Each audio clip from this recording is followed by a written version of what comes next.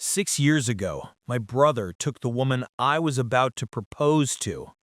At our father's funeral, he walked in holding her hand and smirked. I just smiled back and said, "Still at that regional sales job?" 6 years ago, my brother took the woman I was about to propose to. Now, at our father's funeral, he walked in holding her hand and smirked. Some guys just finish first. I just smiled back and said, "Still at that regional sales job?" Then my wife stepped out of the limo, and when he saw her, he almost dropped her hand. There are some betrayals that burn so deep, they change the very fabric of who you are. Mine didn't just steal the woman I loved. It came from my own blood, my brother, and it very nearly broke me. 6 years ago, I thought I had life figured out. My name's Caleb. I'm 35, and back then I was feeling pretty good. I just landed a solid job in data forensics security, saved enough for a condo down payment, and the best part? I was madly in love with a woman named Serafina. She wasn't flashy, not the loudest in the room, but she had this incredible calm about her. This presence that made you feel like the world could crumble and she'd still be right there standing with you. I had the ring, I had the speech, even the dinner reservation was booked. It was all set. And then my brother Jax, the golden child, swooped in. You know the type. All charm and a smug grin. Always dressed in a perfectly tailored Italian suit, acting like he owned the whole room. I still don't know exactly how it happened. All I know is that 1 week before I was going to propose, Serafina pulled me aside. We were at our favorite coffee shop in the quietest corner, and she told me she was confused. She felt something with someone else. My stomach dropped even before I asked who. She hesitated just long enough to make my blood run cold, then whispered his name, Jax, my older brother. The one who never missed a chance to point out I was a step behind. The one who could charm everyone, suck all the air out of a room, and then ask why no one else was breathing. He was always the louder one, the funnier one, the one our parents looked at with beaming pride, while I got the, well, as long as you're trying your best, pat on the shoulder. Honestly, I wasn't surprised he'd tried something like that. I was just shocked Serafina said yes. 3 months later, they moved in together. I cut contact, didn't answer Jax's texts, didn't respond to Serafina's 2 emails asking if we could talk sometime. I skipped their engagement party, even though Mom tried to guilt-trip me into it. "Family is family, Caleb," she said, but all I heard was, "Your feelings don't matter as much as appearances." So, I did what I always did. I shut down. I got quiet. I poured everything into my career, stopped checking social media, and built walls so high even I couldn't see over them. And in that isolation, I found peace. Or at least something that looked a lot like it. Then, last week, Dad died. It wasn't sudden. He'd been sick with a heart condition for a while, but even knowing it was coming, that final call still hit me like a freight train. I hadn't seen him in almost a year. I cried alone in my apartment while Jax posted photos of Dad from his hospital bed with long-winded captions about cherishing every moment and the honor of being his son. I wanted to scream. Jax, who hadn't even visited last Christmas. Jax, who only started showing up again when he found out Dad had a sizable life insurance policy. The funeral was last Saturday. Black suits, gray skies, people I hadn't seen in years, whispering into tissues. I arrived early, sat in the back, just wanting to say goodbye without any attention. But of course, that wasn't in Jax's plan. He walked in 20 minutes late, hand in hand with Serafina. She was wearing black, but it was the kind of deep emerald velvet that exuded a calculated, almost theatrical drama. Jax, meanwhile, looked like he was walking a red carpet instead of stepping into a church. He saw me almost immediately. I could feel his eyes scanning the room until they landed on mine. That's when he smirked. "Some guys just finish first," he said as he passed me in the aisle, loud enough for anyone nearby to hear. I didn't flinch. I didn't blink. I just smiled. Then I said, "You still working that regional sales job?" His smirk twitched. He wasn't expecting that. But that wasn't the punch that came next. Just then, a sleek black limo pulled up outside the church, and the door opened. My wife stepped out. Jax turned, curious, wondering who I was smiling at. The moment he saw her, I swear he nearly dropped Serafina's hand. His whole posture changed. His chest, which had been puffed out like a peacock's, deflated. His shoulders dropped a fraction, and his jaw hung opened just long enough for Serafina to notice. She followed his gaze, confused, until her eyes landed on Rhiannon. Rhiannon, formidable, strategic, the kind of woman who didn't need to raise her voice to own a room. She stepped out of the limo in heels that clicked like punctuation marks, wearing a tailored charcoal suit and sunglasses that didn't quite hide the sharp focus in her eyes. She wasn't flashy. She was the kind of woman who made flash irrelevant. She walked over to me with the same calm presence Serafina used to have, but now I saw the difference. Rhiannon didn't borrow grace. She carried it. She took my hand and kissed my cheek. For a moment, I forgot we were at a funeral. The air between us didn't just shift, it changed ownership. Jax blinked like he was seeing a ghost. Serafina's expression twisted, not with jealousy, but with something far worse, regret. I could almost hear the gears turning in her head. Jax was mouthing, barely audible, "Is that Rhiannon Wells?" Yep. The same Rhiannon Wells who had once founded the leading renewable energy firm. The same one who spoke at 3 tech conferences a year, had started her own company from scratch and whose clients included half the Fortune 500. And the same woman who, unlike Serafina, actually saw me, who liked me when I was quiet, who didn't need me to perform to be enough.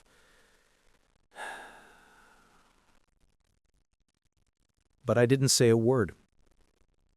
I just turned back toward the altar, her hand in mine. The ceremony began, and I could feel Jax's eyes boring into the back of my head the whole time. He was unraveling, and I didn't have to lift a finger. But that wasn't the moment things truly shifted. That came later, at the wake. The reception was held at our parents' old manor, a place that to me still smelled like a dusty museum of misplaced ambition and disappointment. The house was full of mourners, and Jax was in his element, shaking hands, laughing too loud, telling stories about Dad like he'd been his caretaker instead of a once-a-month visitor. Serafina was glued to his side, occasionally tossing glances at Rhiannon and me from across the room. At one point, I walked into the kitchen to get a glass of water and found my mother there, stirring something on the stove. She didn't look up. "I saw who you brought," she said. I waited. She sighed deep and theatrical. "It's just, this isn't a competition, Caleb. It's your father's funeral." "I didn't make it a competition," I said calmly. "Jax did. 6 years ago." She turned around then, eyes sharp, spoon still in hand. "You're still bitter about Serafina. You were barely dating a year. And Jax loved her." I actually laughed. "I was going to propose. You knew that." She waved the spoon dismissively, like she was batting away a fly. "You weren't ready. You never were. Always so cautious, so quiet. Jax goes after what he wants. Maybe you should have done the same." And just like that, I was 12 again, sitting at the dinner table while Jax got praised for making the soccer team, and I got scolded for getting a B in math. I was 17, watching him get the keys to Dad's car while I got told I wasn't responsible enough yet. I was 25, listening to Mom tell me that Serafina was more Jax's type anyway when I first told her what had happened. But I wasn't 12 or 17 or 25. I was 35, and I was done. So I just said, "Thanks for the advice," and walked out. Later that evening, as the sky darkened and a crowd thinned, Jax cornered me on the back porch. His sleeves were rolled up, and he had a glass of something dark in his hand. Scotch, probably the same kind Dad used to drink. And here's where things started to unravel. Not for me, no, I had already grieved my father, already built my own life. But Jax, he still believed he was the star of the show. He had no idea what Dad had really been planning these past few years. But before we got to the lawyer and the will reading, something else happened. Something small, but explosive. Back inside, as people were gathering around the sitting room, I saw Serafina whisper something into Mom's ear. They both glanced at me. Then Mom turned and said, "Caleb, could I have a word? In private." I nodded and followed her into the hallway. "Serafina is worried that Rhiannon might cause distractions. She's very high profile, you know." I stared at her. "You want her to leave?" "Just for the reading. It's family, Caleb." I almost laughed again, but there was no humor in it this time. "You know," I said slowly, "I used to think maybe you just didn't understand how much your favoritism affected me. But now I see it clearly. You chose not to see it." "Caleb, no!" I cut in, my voice calm, low. "You and Jax can have your little alliance, but Rhiannon is my wife. She stays." I turned and walked away. That was when I noticed the lawyer, a man in a navy blazer with a worn briefcase setting up at the front of the room. And Jax. He was already in the front row, one arm around Serafina, that smug grin creeping back onto his face. He had no idea what was coming. The lawyer cleared his throat and opened the folder slowly, drawing everyone's attention. The room fell quiet, but there was a tension in the air, static, unspoken, almost ritualistic. I looked around, scanning faces I hadn't seen in years. Most of them had aged. Some hadn't changed at all. And Jax. He sat tall, confident, leg crossed, a drink in hand, like he was already calculating the numbers in his head. "I'd like to begin by thanking everyone for being here today," the lawyer started, his voice dry and practiced. "Mr. Victor Thorne's final wishes were very clearly outlined in this document, which he updated in full a year ago." At the mention of the will being updated, I saw Jax stiffen just slightly. His fingers paused on the rim of his glass. He asked that I read the following aloud. The lawyer pulled out a smaller sheet of paper and began reading a personal message Dad had left behind. It wasn't poetic, it wasn't warm, it was matter-of-fact the way Dad always was. "To my family, if you are hearing this, then I am gone. I have no illusions that I was perfect, and I know I left many things unsaid, but I want my last actions to speak clearly. I've spent the last year watching more carefully than most of you know.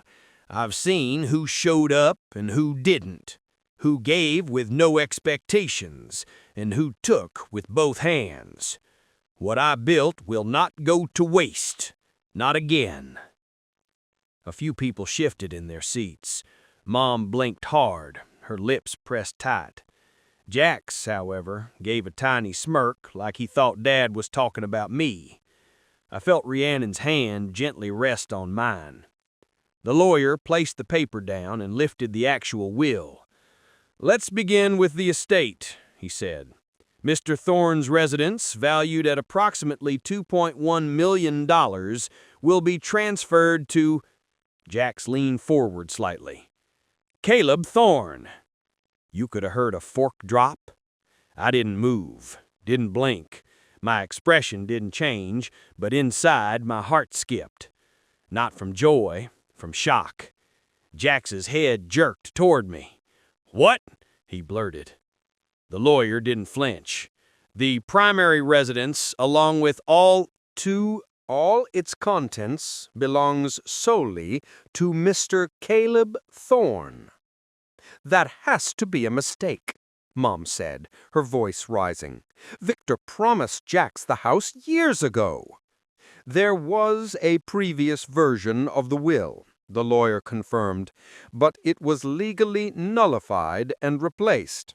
This version is final and notarized." Jack stood up, knocking over his glass. "This is ridiculous," Dad said. "He told me—" "Please sit down, Mr. Thorne," the lawyer interrupted, still calm. Jax didn't sit. He was staring at me now, face flushed.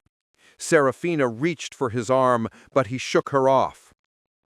"What did you do, Caleb? What did you say to him?" "Nothing," I said evenly. "Maybe he just saw things for what they were." But that wasn't the real betrayal that came next. The lawyer continued down the list. Stocks, accounts, trust funds, some to me, Some to charitable causes Dad had supported quietly over the years, small things to extended family. And then as for the remaining family business assets, the lawyer said, glancing down again, including Thorne Group and its 51% majority shares, these have been placed in a private family trust controlled by, he paused, Rhiannon Thorne. The air went still. Even I was caught off guard. Jax's eyes went wide. "What? Her? Are you kidding me? She's not family." "She is," I said quietly. "My wife." The lawyer looked up.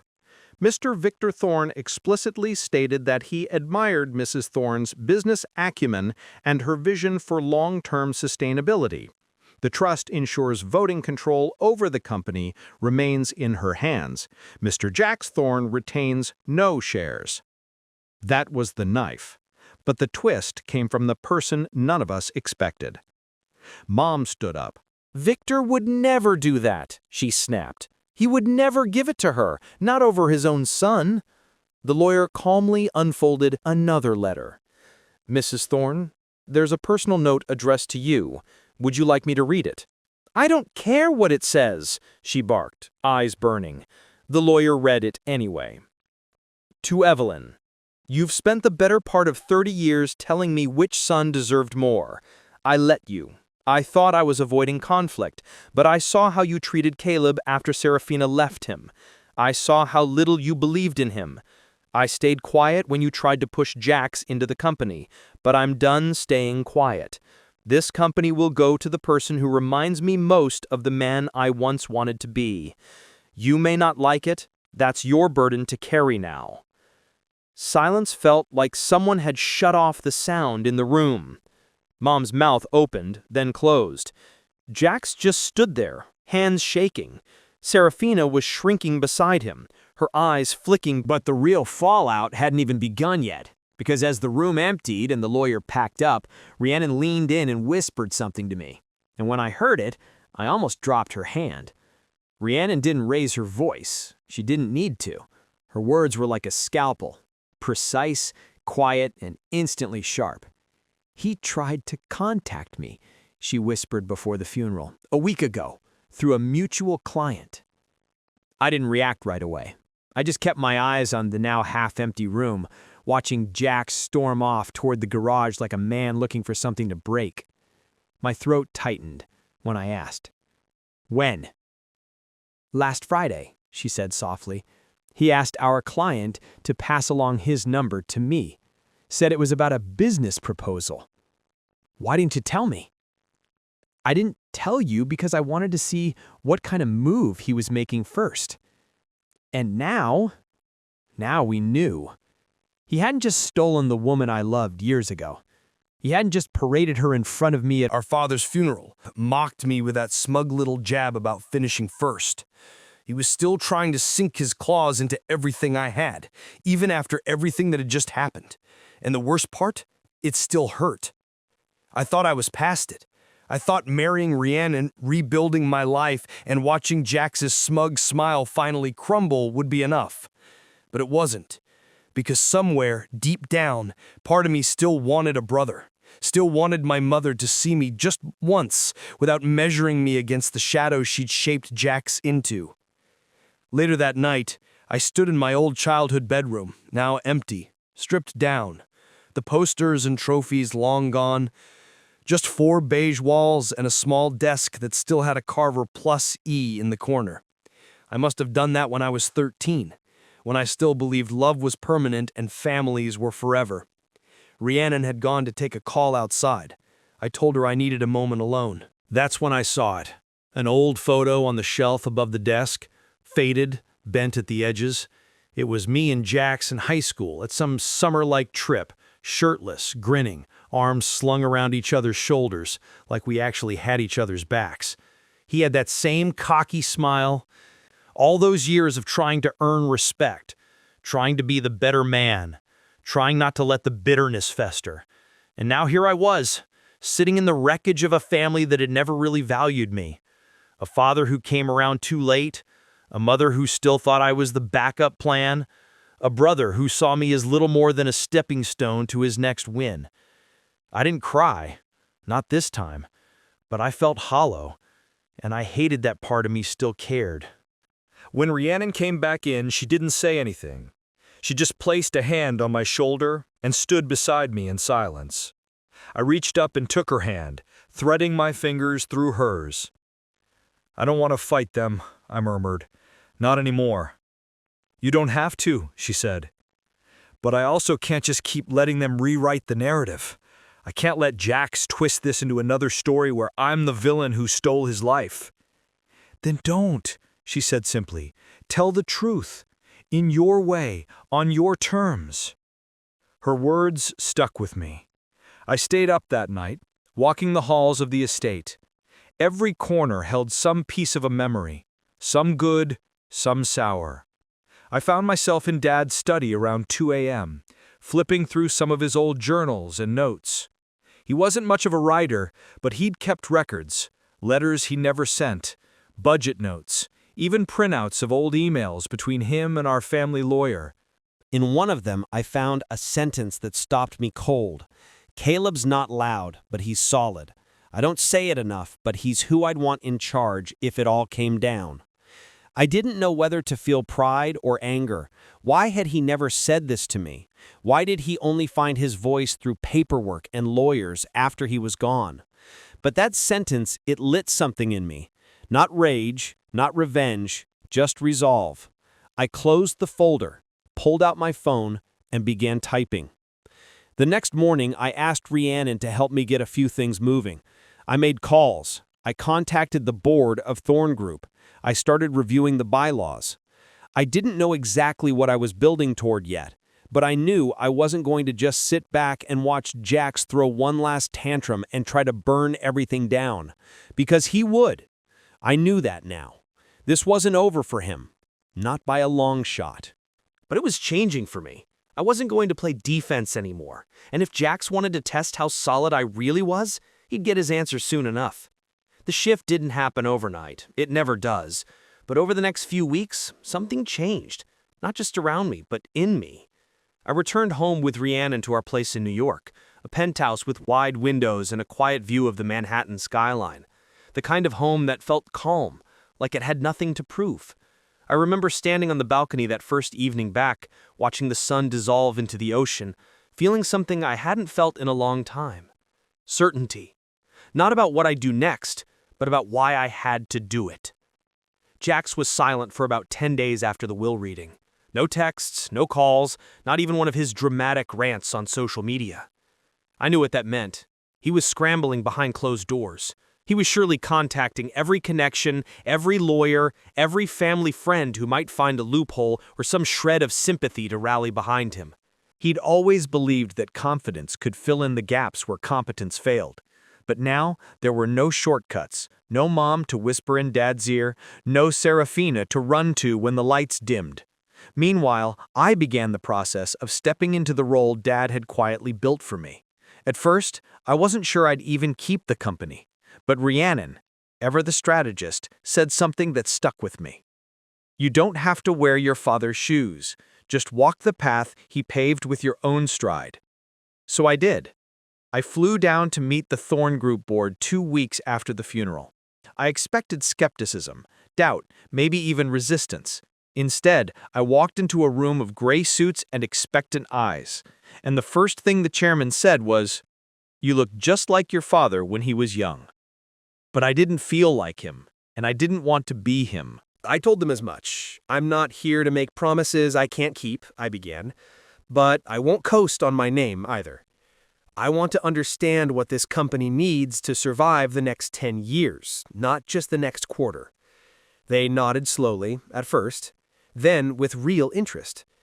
By the end of that 2-hour meeting, I had half of them shaking my hand, and the other half pulling me aside to quietly say they were relieved Jax wouldn't be involved. Rhiannon was right. Dad had left the infrastructure, but now it was mine to shape. That same week, a small business podcast interviewed Rhiannon about her newest acquisition. And when the host asked about her husband, she didn't flinch. "He's the most disciplined person I've ever met," she said, smiling. "He doesn't talk much, but when he moves, things shift." It shouldn't have meant as much as it did, but hearing those words made something tighten in my chest. It felt like someone finally saw the version of me I'd always known was there, beneath the quiet, beneath the years of being second best. The next month was a blur of meetings, plans, and quiet victories. We hired a new CFO for Thorn Group, a sharp woman named Chloe with zero tolerance for fluff and a talent for spotting hidden inefficiencies. I let Rhiannon consult an operations strategy, though she never overstepped. She was careful, respectful. She let me lead, and the numbers, they spoke for themselves. Revenue stabilized, employee morale improved, and within 6 weeks, we negotiated 2 contracts that Victor's team had been trying to land for years. My inbox went from ignored to overflowing.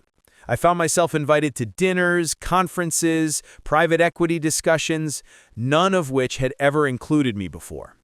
But through it all, I stayed focused and quiet.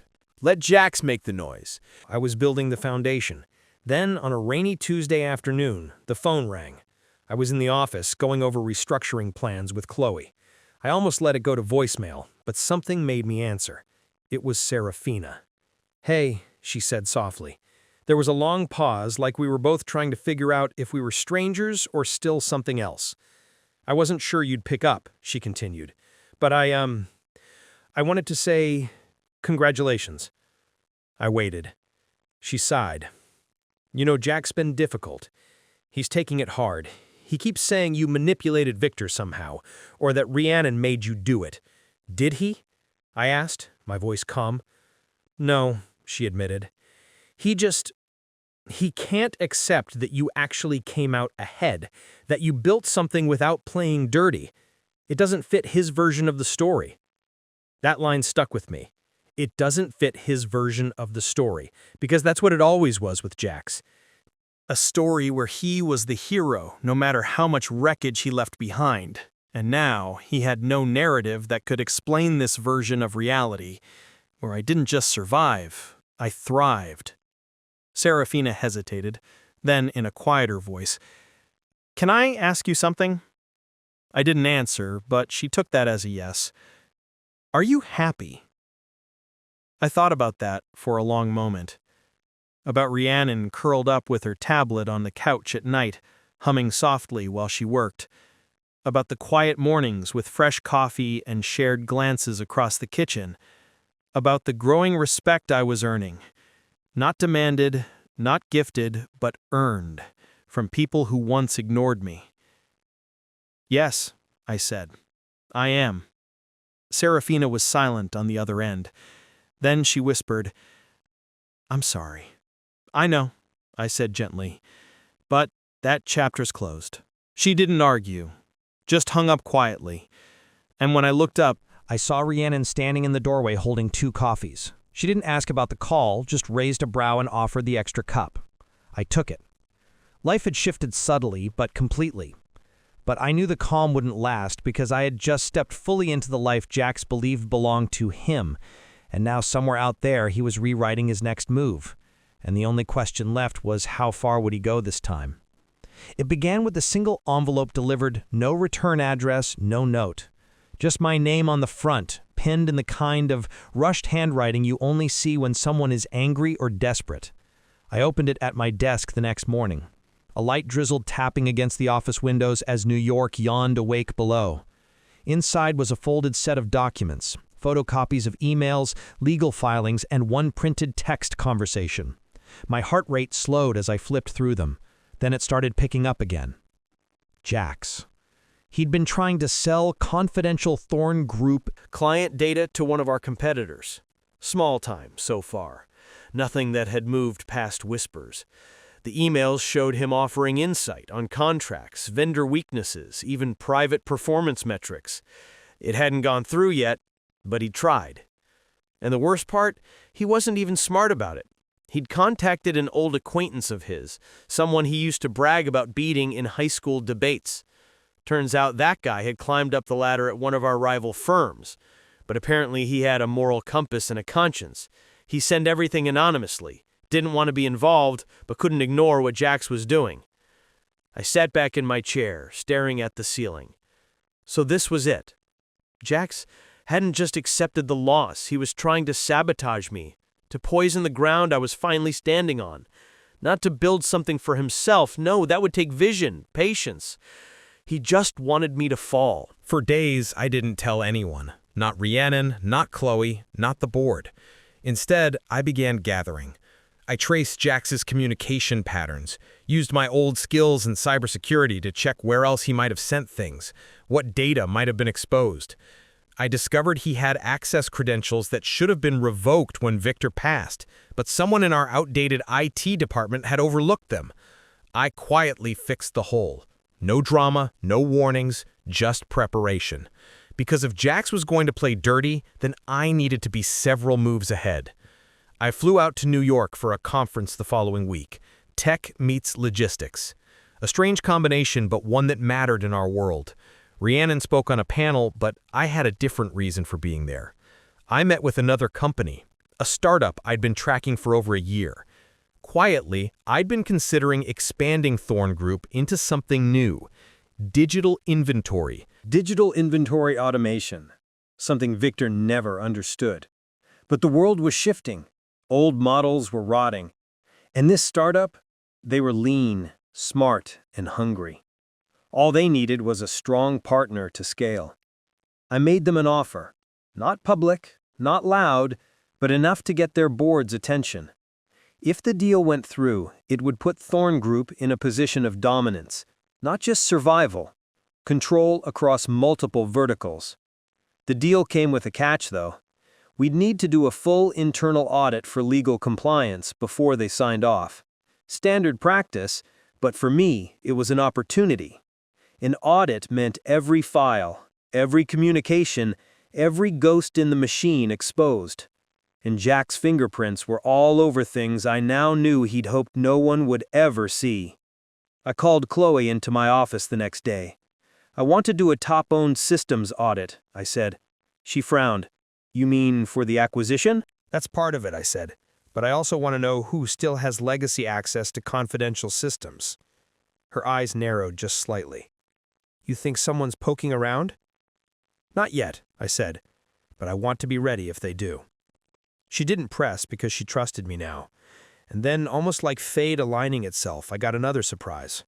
Rhiannon walked into my office later that day with a smile I hadn't seen in weeks, a smile that meant something just clicked. We found the missing link, she said, dropping a binder on my desk.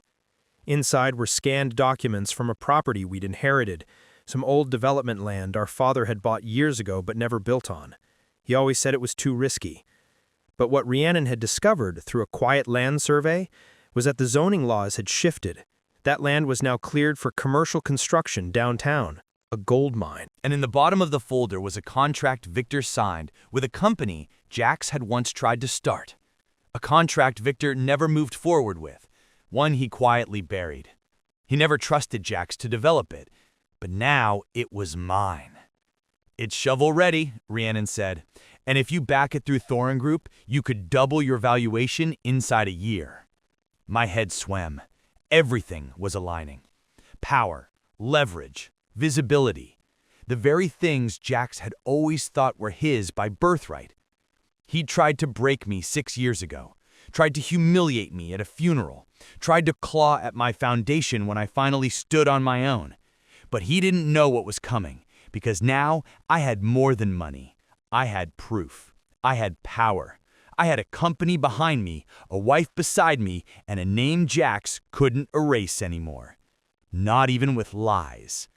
I didn't want revenge, but I was about to show him something far worse than anger. Indifference. And when I executed The next move publicly, he would finally understand what it meant to lose something he never truly owned. But first, I had one last thing to do, because Jax wasn't going to stop, not until I made sure he couldn't. It was all in the timing. That was something Jax never understood. He rushed everything, relationships, business deals, even his own downfall. But I'd spent the last 6 years learning how to wait, how to sharpen the blade quietly, while everyone else was still swinging wildly. And now the blade was ready. The internal audit finished ahead of schedule. Chloe and her team turned over their findings on a Thursday morning, and I read them 3 times just to be sure. Jax's unauthorized access had left a trail clear as day. Data pulls from internal reports, suspicious login from a private IP, and worst of all, a download of confidential bid information Days before one of our largest contracts was lost to a competitor. That loss had cost us nearly $4 million. The board didn't know it yet, but they would. I called a special executive meeting for Monday morning. Rhiannon would be present. So would the compliance officer, the company attorney, and the entire board of directors. And because it was protocol to invite all shareholders with a past managerial history and the stake over 5%, Jax would be there too. I made sure of it. He showed up 5 minutes late, of course, wearing a too-tight suit and an overconfident smirk, like he thought he was stepping into some casual sit-down where he'd get to play the role of misunderstood genius. Serafina wasn't with him. I had a feeling she was finally starting to see through the cracks. "Didn't think you'd miss the chance to look important," Jax said as he dropped into a leather chair near the end of the table. I didn't respond, just nodded to the lead attorney to begin. The attorney cleared his throat and pulled up the screen behind him, where a slide titled Security Breach Findings Summary Report glowed in large, clean letters. The room felt quiet as the findings were laid out. Time-stamped access logs, flagged IP addresses, and correlations with lost contracts. I watched the reactions around the table. Confusion, shock, then anger. And Jax, he didn't blink. Not at first, but the moment the lawyer showed the screenshots of emails, his emails offering Thorne's internal bid numbers to a rival firm, his jaw clenched. "This is absurd," he finally said. "You really think I'd risk everything over that?" The attorney responded calmly. "You didn't just risk it, you executed it. We have digital verification, timestamps, traces of the downloads made using your legacy credentials. Mr. Thorne," he glanced at me, has already filed for a retroactive internal injunction, and given the evidence, we're preparing to notify the state authorities. Jax laughed, but it was thin, brittle. "This is a setup," Chloe spoke. "Then you're the only person who still had access through a blind credential link your father left. We caught it. You exploited it." Rhiannon leaned forward. "And you thought you were going to sell off his company piece by piece while smiling at his funeral? You really don't know how to build anything, do you?" Jax turned red. "This is insane! You're just trying to wipe me out of the family completely." I finally spoke. Calm, steady. "No, Jax. You did that to yourself. I'm just making it official." I slid a document across the table. It was a formal cease and desist order drafted by our legal team, barring Jax from all Thorne-owned properties, communications, and internal systems. It was also being referred to state business regulators For corporate espionage and data theft charges that, while they might not land him in prison, would destroy any chance of starting a business again. His name would be flagged in every due diligence process for the rest of his life. He stared at the paper, then at me. "You think you're the better man now?" he spat. "No," I said simply. "I'm just not the fool anymore." He stood, shoulders heaving. "This isn't over. You think this is the end? You're still the same silent little ghost living in my shadow, no matter what you do." "Then maybe," I said, cutting in gently, "it's time you stop walking in front of the sun." He blinked, taken aback. That was the last thing I said to him. The board voted unanimously to sever all future association with Jax. His remaining shares, thanks to a clause Victor added in his final update, were forfeitable upon proven misconduct, which, given the report, was as proven as it could get. By noon, his access was revoked.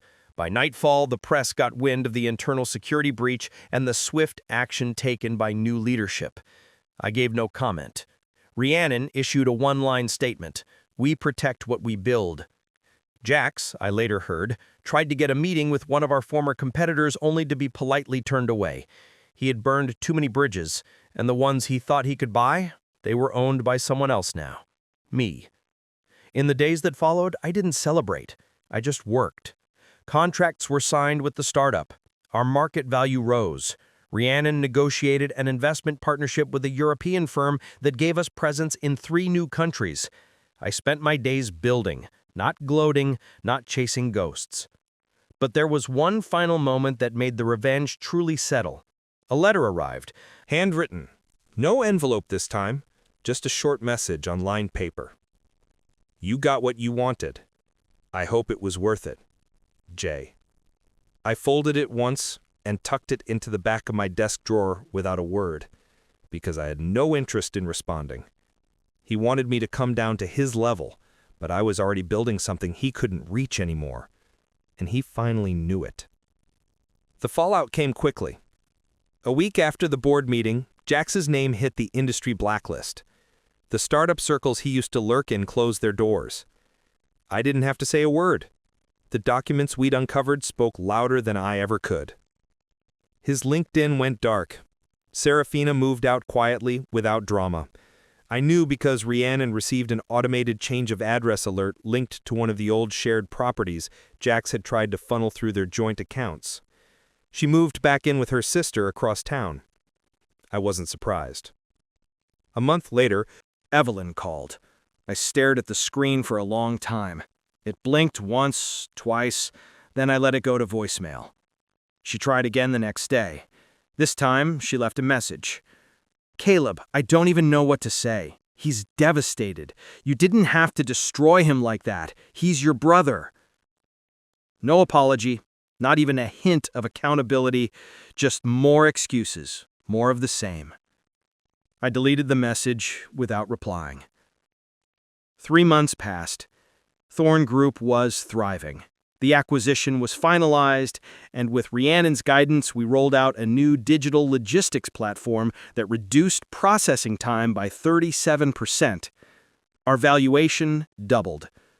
Forbes ran a profile titled "The Silent Son Who Rebuilt an Empire." I didn't care much for the headline, but the truth underneath it mattered. I was finally seen. Not because I screamed, but because I stood firm. Jax.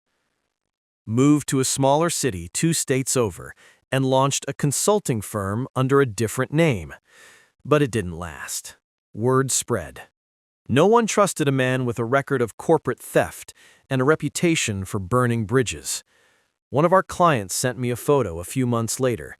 Jax working at a co-working space, hunched over a laptop, wearing the same jacket he wore at Victor's funeral.